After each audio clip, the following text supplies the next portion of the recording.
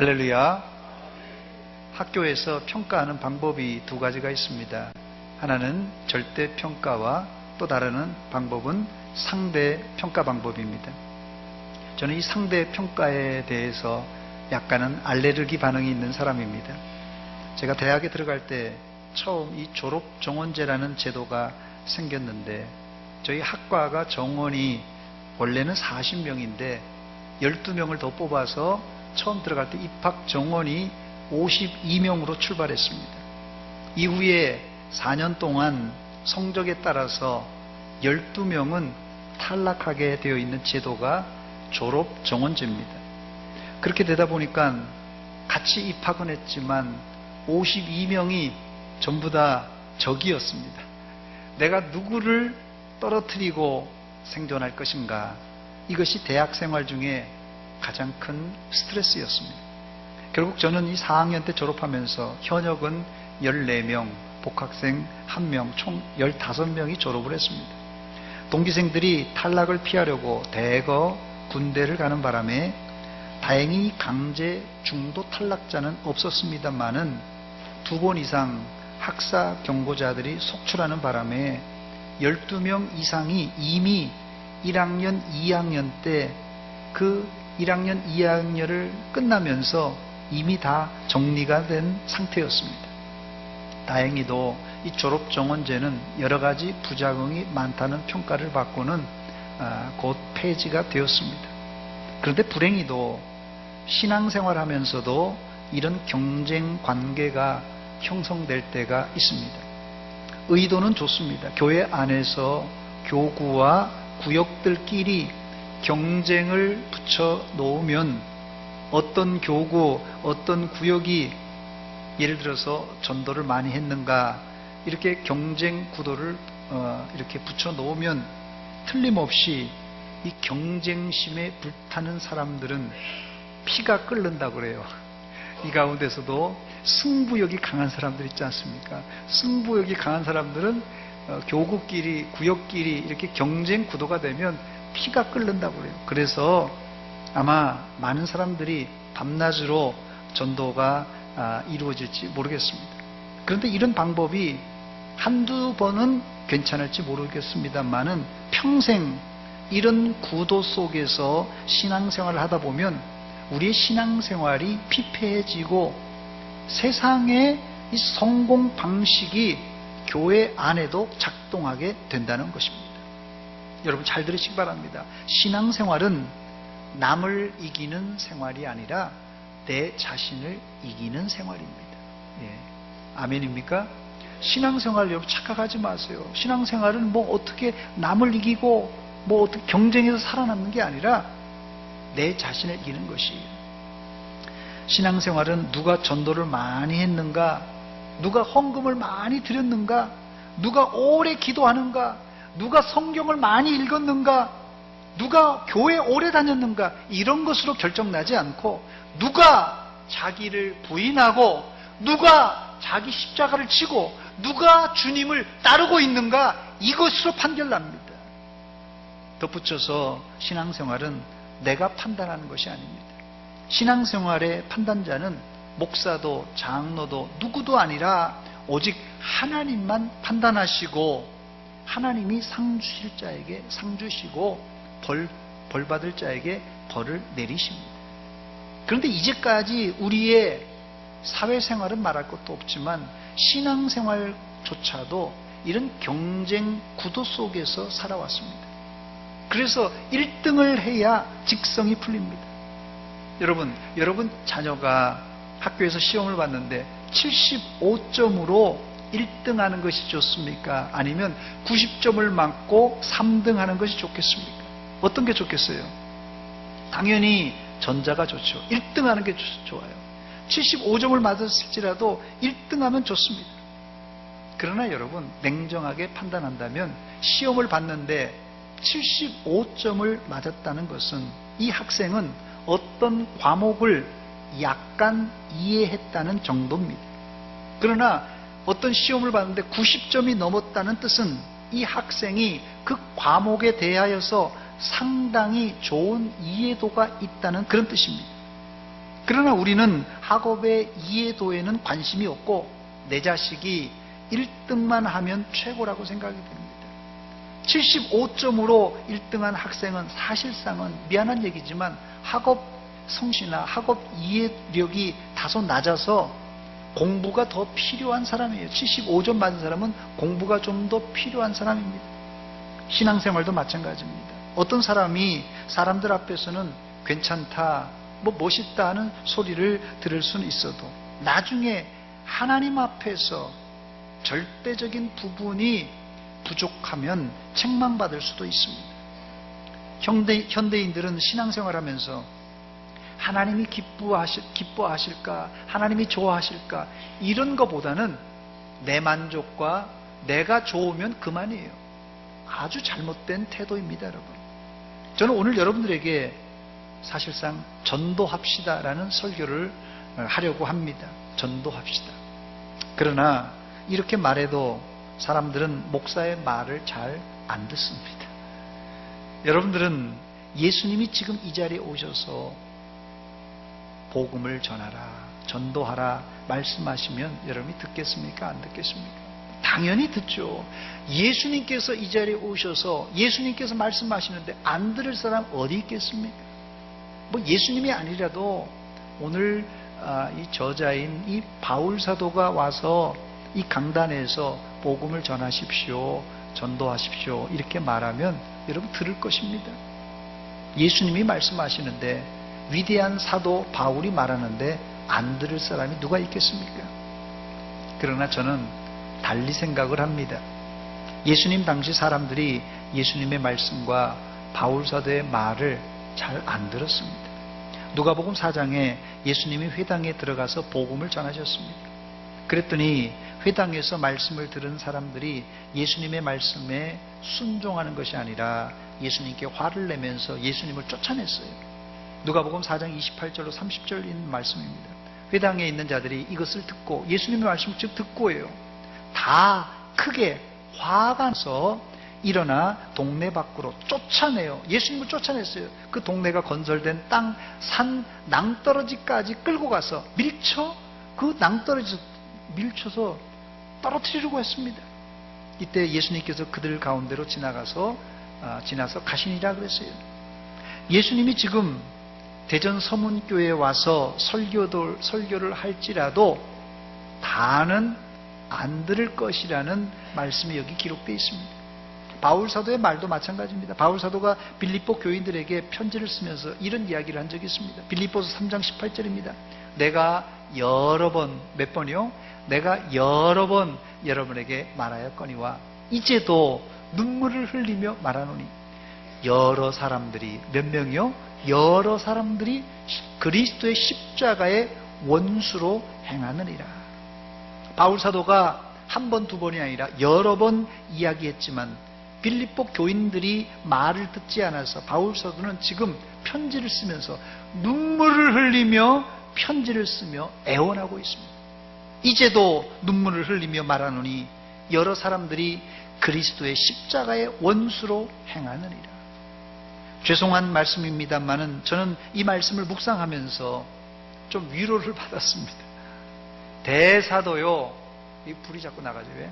대사도요, 능력의 종인 바울 사도가 한 번, 두 번, 세 번 말해도 빌립보 교인들이 안 들어서 바울 사도가 눈물을 흘리며 말하는데도 끄떡 안 했던 빌립보 교인들을 보면서 저는 위로를 받았습니다. 그러니 제가 한 번 여러분들에게 복음을 전합시다, 전도합시다 이렇게 설교해서 여러분들이 한 번만에 들으면 좀 이상한 일이지요. 그러나 저는 꿋꿋하게 두 번, 세 번, 네 번 계속 말씀드릴 것입니다. 여러분들은 목사 애간장을 너무 태우지 마시고 속히 마음을 바꾸어서 하나님의 말씀에 순종하여 전도하시기 바랍니다. 아멘입니까? 본문에 전도하라는 말씀은 바울 사도가 믿음의 아들 디모데에게 유언처럼 남긴 말씀입니다. 유언은 아무 때나 하는 것이 아니라 죽기 직전에 가장 중요한 말을 자식에게 남기는 게 유언입니다. 예수님도 부활하신 후 하늘로 승천하시기 전에, 이제 이 세상을 떠나기 전에 마지막에 제자들에게 부탁한 말씀이 땅끝까지 이르러 내 증인이 되라고 하는 복음 전파를 이제 유언으로 남기셨습니다. 첫 번째로 그렇습니다. 바울 사도가 한 말은 바울의 말이 아니라 하나님의 명령입니다. 본문 2절 말씀입니다. 너는 말씀을 전파하라.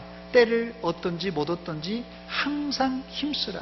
범사의 오래 참음과 가르침으로 경책하며 경계하며 권하라 했습니다. 근데 사람들이 바울의 말을 듣지 않았습니다.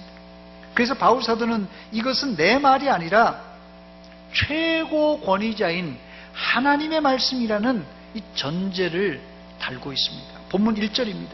하나님 앞과 살아있는 자와 죽은 자를 심판하실 그리스도 예수 앞에서 그가 나타나실 것과 그의 나라를 두고 엄히 명하노니 그랬어요. 하나님 앞과 그리스도 예수 앞에서 그가 나타나실 것과 그의 나라, 하나님의 나라를 두고 엄히 명하노니 무슨 말입니까? 하나님의 명령이라는 것이에요. 이 설교도 여러분들은 김용환 목사의 말로 듣지 마시고 김용환 목사의 입에서 나오는 하나님의 말씀으로 들으시기 바랍니다. 데살로니가 전서 2장 13절에 바울 사도는 데살로니가 교회를 개척할 당시를 회상하면서 이 데살로니가에 편지를 쓰는데, 데살로니가 성도들이 바울 사도가 처음 데살로니가를 방문하여 전도를 하는데 그때 바울의 말을 사람의 말로 듣지 않고 하나님의 말씀으로 받았다는 칭찬을 하고 있습니다. 이러므로 우리가 하나님께 끊임없이 감사한다고 그랬는데, 왜요? 너희가 우리에게 들은 바 하나님의 말씀을 받을 때에 사람의 말로 받지 아니하고 그랬어요. 하나님의 말씀으로 받았기 때문에 내가 이렇게 끊임없이 너희를 향하여 하나님께 감사한다 이렇게 말하고 있어요. 여러분들도 여기서 있는 김용환 목사가 끊임없이 감사할 제목을 주시기 바랍니다. 어떻게 해요? 다른 방법 없습니다. 김용환 목사가 전하는 이 설교가 단순히 사람의 말이 아니라 하나님의 말씀으로 받으시기 바랍니다. 그때 목사의 마음에는 끊임없는 감사가 흘러나올 것입니다. 그렇다면 이 데살로니가 성도들이 바울의 말을 하나님의 말씀으로 받아들였을 때 어떤 일이 벌어졌습니까? 당시 2000년 전에는 녹음기가 없었기 때문에 바울 사도가 들려진 말씀을 녹음할 수가 없었을 것입니다. 그러나 아마도 한 번 들었던 사람들이 여러 사람이 들었을 것이에요. 그 말을 자꾸 교회 안에서 회자하고 자꾸 전했을 때, 그 말씀을 바울의 말이 아니라 하나님의 말씀이라고 자꾸 전했을 때 데살로니가 교회는 건강한 부흥이 일어났습니다. 이제 여러분에게 묻겠습니다. 여러분들이 한번 제가 본문 2절 말씀을 읽겠습니다. 이 말씀이 누구의 말씀인가 여러분들이 한번 대답해 보시기 바랍니다. 본문 2절입니다. 너는 말씀을 전파하라. 때를 어떤지 못 어떤지 항상 힘쓰라.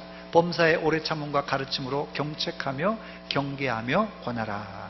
이 말씀이 누구의 말씀인가 여러분 대답해 보시되 어려울 것 같아서 사지선다형 문제를 준비했습니다. 1번 바울의 말, 2번 사람의 말, 3번 하나님의 말씀, 4번 김용환 목사의 말. 1, 2, 3, 4번 중에 몇 번입니까? 예. 어려운 문제인데 이게 3번을 어떻게 금방 맞히세요? 혹시 4번 아닙니까? 예, 틀림없이 3번 맞습니다. 본문 2절 말씀이 하나님의 말씀으로만 인정되고 그렇게 여러분들이 실천할 때, 순종할 때 거기에 하나님의 놀라운 부흥이 일어날 줄 확신합니다. 두 번째, 그러나 이렇게 되었으면 얼마나 좋겠습니까마는 바울 사도는 이미 말세를 살고 있는 우리들을 향하여서 예언적인 말씀을 이미 해놓았어요. 말씀을 안 들을 것을 이미 알고 있었어요. 그래서 바울 사도는 디모데에게 편지를 쓰면서 너라도 전도하라고 부탁을 했습니다. 본문 3절 4절입니다. 때가 이르리니 말세를 말합니다. 때가 이르니 사람이 바른 교훈을 받지 아니하며 귀가 가려워서 자기의 사욕을 따를 스승을 많이 두고 또 그 귀를 진리에서 돌이켜 허탄한 이야기를 따르리라. 또요, 너는 이것을 말세에 고통하는 때가 이를 것이라 이렇게 말했습니다. 그래서 여기 보니까 디모데후서 3장 1절로 5절도 다시 비춰주시기 바랍니다. 너는 이것을 알라. 말세에 고통하는 때가 이르러 사람들이 자기를 사랑하며 자랑하며 교만하며 비방하며, 이게 지금 말세에 일어날 일이에요. 부모를 거역하며 감사하지 아니하며 거룩하지 아니하며, 그 다음에요, 무정하며 원통함을 풀지 아니하며 모함하며 절제하지 못하며 사나우며 선한 것을 좋아하지 아니하며 배신하며 조급하고 자만하고 쾌락을 사랑하기를 하나님 사랑하는 것보다 더하며, 그리고요, 경건의 모양은 있으나 경건의 능력은 부인하는 자니 이 같은 자들에게서 내가 돌아서라 그랬어요. 말세에 자기 사랑, 돈 사랑, 자기 자랑, 교만하고 부모를 거역하는 사람이 목사의 말, 심지어 하나님의 말씀을 귀담아 듣겠습니까, 여러분? 택도 없는 얘기입니다. 안 들어요. 목사의 말은 고사하고 하나님의 말씀도 안 듣습니다. 징그럽게 안 들어요.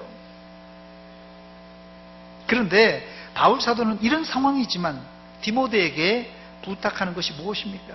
본문 5절입니다. 그러나 너는 이런 상황을 다 뛰어넘어서 그러나 너는 모든 일에 신중하여 고난을 받으며 전도자의 일을 하며 내 직무를 다하라 그랬어요. 말세에 모든 상황이 이렇게 어렵고 힘든 상황으로 급변할지라도 그 상황을 뛰어넘어서 너만이라도 전도자가 되라고 명령하고 있습니다.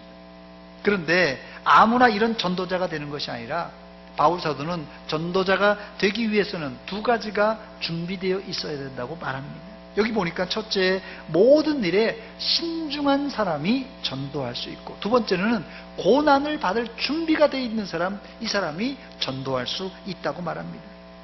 여기 신중하다는 말은 헬라어로 이 네포라는 단어인데, 이 술에 중독되지 않은 절제력이 있는 사람이란 뜻이 이 신중하다는 뜻입니다. 즉 전도인은 술을 멀리하고 절제력이 있어야 전도할 수 있고, 또 십자가 고난을 잘 견딜 수 있는 사람이어야 전도자가 될 수 있습니다.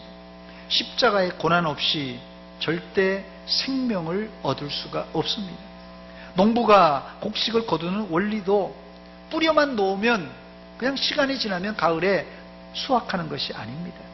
뜨거운 여름에 뜨거운 시간에 땀을 흘려야, 또 물을 대주고 김을 매주어야, 이런 수고를 해야 가을에 수확할 수 있는 원리와 같습니다. 만약 인간들이 아무 일도 안 해도 그냥 봄에 씨만 뿌려놓으면 가을에 저절로 수확하게 된다면 이게 편할지는 모릅니다만은 인간을 게으르게 하고 부패하게 만드는 지름길이 될 것입니다. 영적인 원리도 예수님은 한 영혼을 구원하기 위하여서 그냥 씨만 뿌렸다고 되는 것이 아니라 가시밭길도 마다하지 않고 결국은 십자가 지시고 골고다 언덕까지 올라가셨습니다. 여러분들은 십자가의 원리인 눈물로 씨를 뿌리는 원리를 깊이 이해하시고 이 가을에 영혼의 추수를 위해서 십자가 지고 전도인의 업무를 잘 감당하시기를 주의 이름으로 축원합니다. 누구의 말이라고 이것이요? 김용환 목사의 말입니까? 하나님의 말씀입니다. 세 번째, 그런데 이런 전도인이 되는 사람에게 아주 기쁜 소식이 있습니다.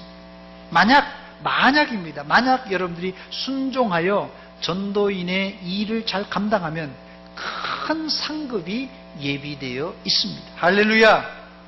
바울 사도는 처음 예수 믿을 때 받았던 사명을 평생 잊지 않고 순종했을 때 어려움도 많았지만 하나님께서 그에게 의의 면류관을 씌워 주셨습니다.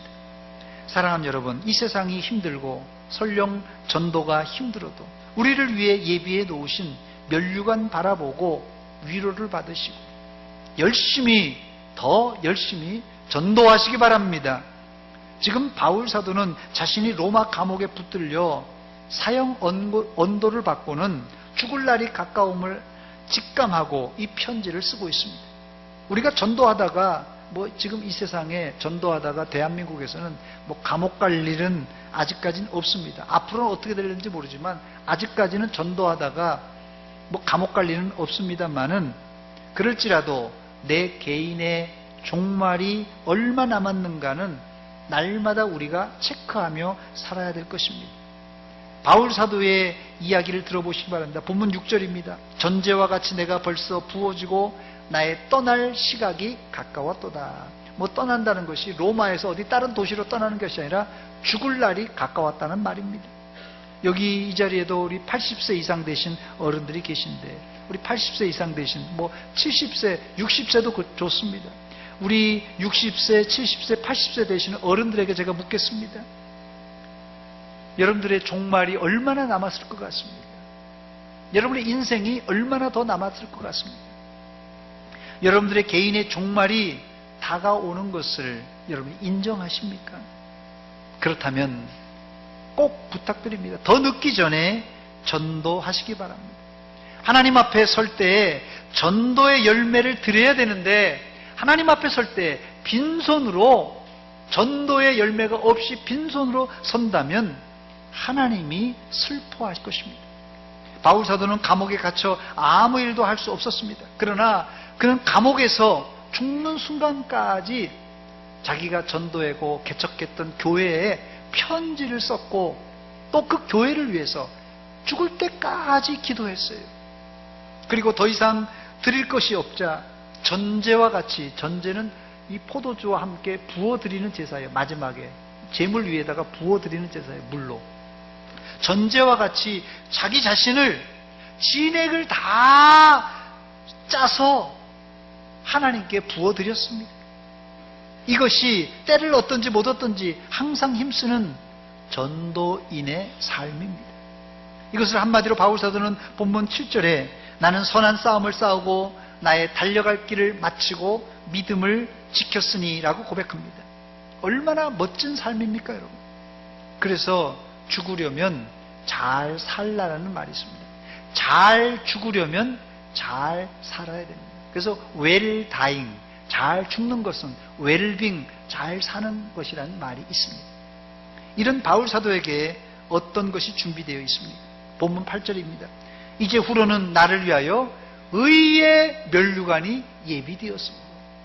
마지막까지 자기의 진액을 다 쏟아서 하나님 앞에 전도인의 삶을 살았던 바울 사도에게 하나님께서는 의의 면류관을 이제 주신다고 약속하고 있습니다. 성경에는 여기에 나오는 면류관을 포함하여 3대 면류관이 기록되어 있는데, 먼저는 환난과 고난 가운데서도 끝까지 참고 충성한 자에게 주시는 생명의 면류관이 있습니다. 이 생명의 면류관은 야고보서 1장 12절에 보니까 시험을 참는 자는 복이 있나니 이는 시련을 견디어 낸 자가 주께서 자기를 사랑하는 자들에게 약속하신 어떤 면류관이요? 생명의 면류관을 얻을 것이기 때문이라 그랬습니다. 또 우리가 잘 아는 계시록 2장 10절 말씀에 하절에 보니까 내가 죽도록 충성하라, 그리하면 내가 생명의 관을 내게 주리라 그랬어요. 생명의 관, 생명의 면류관은 아무나 받는 것이 아니라 시험을 참고 끝까지 견디며 충성한 자가 받는 면류관입니다. 두 번째 면류관은 영광의 면류관입니다. 이 면류관은 아무나 받는 것이 아니라 목양을 잘한 목사님들과 장로님들에게 주는 면류관입니다. 베드로전서 5장 1절로 4절입니다. 너희 중에 장로들에게 권하노니 나는 함께 장로된 자요 그리스도의 고난의 증인이요 나타날 영광에 참여할 자니라. 너희 중에 있는 하나님의 양머리를 치되 억지로 하지 말고 하나님의 뜻을 따라 자원함으로 하며 더러운 이득을 위하여 하지 말고 기꺼이 하며 맡은 자들에게 주장하는 자세를 하지 말고 양무리의 본이 되라. 그리하면 목자장이 나타나실 때 시들지 아니하는 어떤 면류관이요? 영광의 관을 얻으리라. 할렐루야. 세 번째 면류관이 뭡니까? 오늘 본문에 나오는 의의 면류관입니다. 이 면류관은 누구에게 준다고요? 본문 8절입니다. 이제후로는 나를 위하여 의의 면류관이 예비되었으므로 주 곧 의로우신 재판장이 그날에 내게 주실 것이며 내게만 아니라 누구에게요? 주의 나타나심을 사모하는 모든 자에게 도니라 그랬습니다. 그렇습니다. 이 모든 자에게 주시는 이 면류관, 이 의의 면류관을 여러분들도 다 받아 누리시기를 주의 이름으로 축원합니다. 그런데 성경을 자세히 읽어보면 한 가지 더 면류관 이야기가 나오는데, 저는 이 면류관이 바울 사도에게 가장 보람되고 자랑스러운 면류관이었을 것이라 저는 확신합니다. 어떤 면류관입니까? 데살로니가 전서 2장 19절에 나오는 면류관입니다. 우리의 소망이나 기쁨이나 자랑의 면류관이 무엇이냐? 바울 사도가 자랑하는 면류관이 무엇이냐? 그가 강림하실 때 우리 주 예수 앞에 누구라고요? 너희가 아니냐. 데살로니가 교인들을 향하여 바로 내가 전도한 너희들이 나의 면류관이라고 말합니다. 빌립보서 4장 1절입니다. 그러므로 나의 사랑하고 사모하는 형제들, 나의 기쁨이요 면류관인 사랑하는 자들아, 이와 같이 주 안에 서라 말했습니다. 여기서 말하는 바울 사도의 면류관이란 무엇입니까? 머리에 쓰는 면류관이 아니라 자신이 전도하여 예수 믿게 한 그 성도들을 바울 사도는 면류관이라고 비유하고 있습니다. 여러분들은 의의 면류관, 영광의 면류관, 생명의 면류관도 다 받기를 바라지만, 이런 것보다도 바울 사도가 그렇게 원했던 전도하여 예수 믿게 한 사람들을 면류관으로 꼭 받으시기를 주의 이름으로 축원합니다. 이것이 성도의 저는 최고의 면류관이라고 생각합니다. 이제 말씀을 마칩니다. 오늘 말씀은 바울 사도가 죽음을 앞두고 상당히 긴박한 이 시간에 쓰여진 편지입니다. 본문 6절입니다. 전제와 같이 내가 벌써 부어지고 나의 떠날 시각이 가까웠도다. 죽을 날이 가까웠다는 것이에요. 이때 바울 사도가 인생의 마지막 끝자락에서 믿음의 아들 디모데에게 편지를 쓰며 유언 같은 이야기를 했습니다. 그것이 무엇입니까? 본문 2절과 5절입니다. 너는 말씀을 전파하라. 때를 얻든지 못 얻든지 항상 힘쓰라. 바울 사도가 아들에게, 영적 아들에게 유언한 것은 다른 것이 아닙니다. 말씀을 전파하라는 거예요. 때를 얻든지 못 얻든지 항상 힘쓰라는 말이에요. 또 5절 말씀 보니까 그러나 너는 모든 일에 신중하여 고난을 받으며, 심지어는 전도하다가 고난을 받을지라도 전도자의 일을 하며 내 직무를 다하라고 부탁했습니다. 여러분들은 김용환 목사의 설교를 사람의 말로 받지 말고 하나님의 엄중한 명령으로 받고 모두 다 전도인이 되시기를 주의 이름으로 축원합니다. 그래서 이 자리에 참석한 모든 분들은 예외 없이 하늘나라에서 의의 면류관은 물론이거니와 전도자가 받는 면류관 받아 누리시기를 주의 이름으로 축원합니다. 축원합니다. 같이 기도하겠습니다. 이 시간 기도할 때 하나님, 우리가 지난주에 1차 태신자를 작정했습니다. 태신자를 작정하신 분은 태신자를 위해서 기도하시고, 태신자를 작정하지 못하신 분들은 내가 이 전도인의 면류관 받기 위해서 태신자를 작정할 수 있도록 도와주시옵소서. 이 태신자를 작정을 위해서 한 목소리를 같이 기도하겠습니다. 하나님 아버지, 은혜와 사랑 감사드립니다. 이 아침에 하나님 앞에 나왔습니다. 하나님, 우리가 미랄 추수잔치를 준비하면서 눈물로 뿌린 씨앗 기쁨으로 거두기 위하여서 우리가 태신자를 작정하였습니다. 하나님, 아직도 작정하지 못한 사람들의 마음을 열어주시다. 하나님, 전도의 문을 열어주시다. 태신자를 작정하게 하시고 전도할 수 있는 믿음 주시고 은혜 내려주시옵소서. 그리하여서 하나님께 영광이고 하나님께 아버지 하나님이여 칭찬과 면류관 받는 우리 온 성도들 되게 하여 주시옵소서. 아버지, 우리에게 생명의 면류관, 의의 면류관, 영광의 면류관, 하나님 전도인에게 주시는 특별한 면류관 받아 누리게 하여 주시옵소서.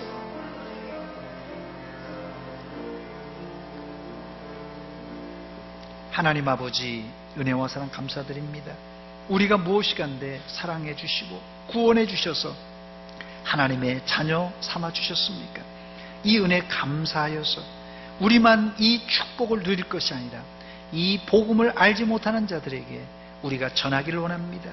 우리 마음을 열어주시고 전도의 문을 열어주시사 우리도 전도할 수 있게 도와주시옵소서.